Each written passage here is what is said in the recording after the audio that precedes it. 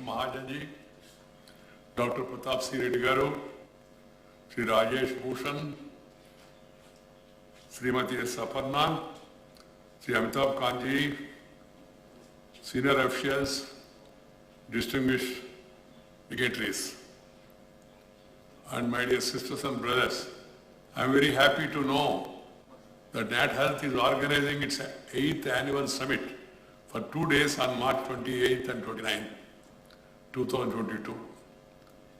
Over the years, the annual summit has been successful in bringing together various stakeholders in the Indian healthcare industry and in carrying out the meaningful discussions.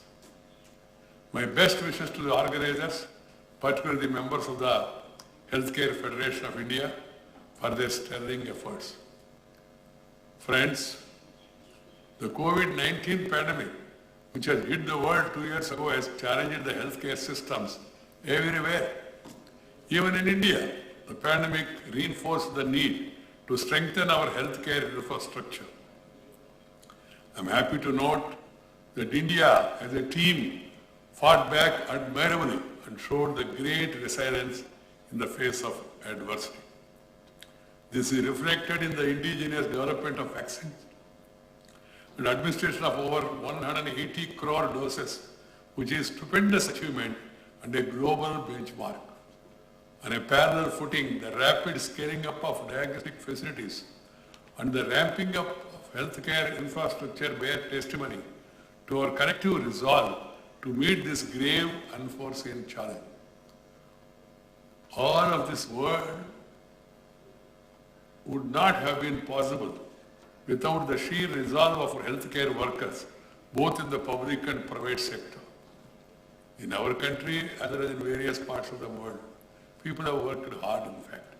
Over the course of the pandemic, we here also learned from many others many valuable lessons related to the challenges in our healthcare system, the deficiencies in infrastructure, the limited penetration of digital health, last mile delivery of health services, and the regional disparities in health, among other issues.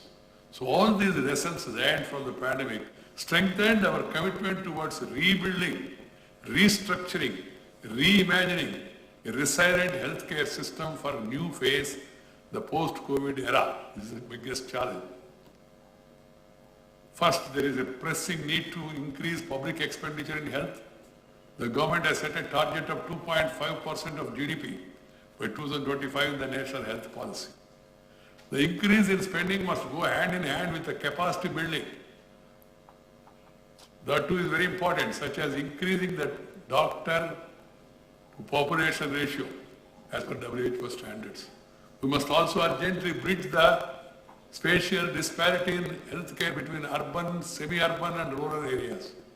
Primary health, which will bring healthcare in the most holistic, comprehensive and cost-effective way to rural India, needs to be the biggest immediate impetus from all stakeholders. The related aspect is that high out-of-pocket expenditure in India. The government has already taken several steps in this direction. These include increasing public health insurance through Ayushman Bharat, establishing Jan Aushadhi Kendras, increasing the number of district hospitals with critical care and several other initiatives. The Prime Minister Sri Narendra Modi recently has announced that there will be steps to set up a hospital in every district.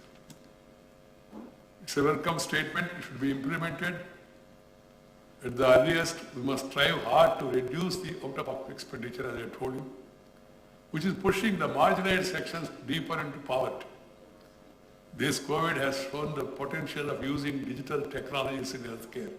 I suggest we also leverage our strengths in information communication technologies for improving our healthcare.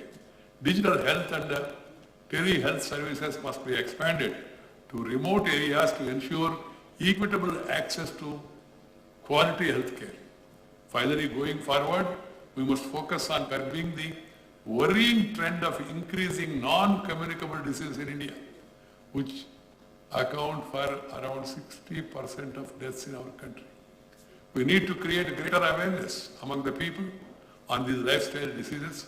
I urge health experts, cultural icons to take the lead in this regard and guide the people.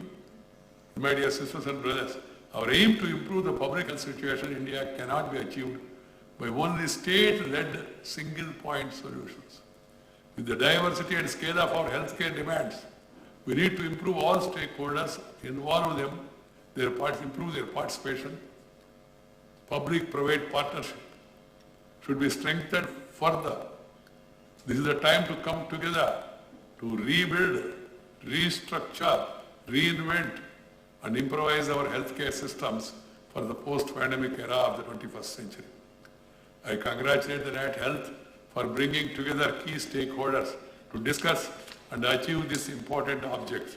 There are a number of important people who are participating in this conference.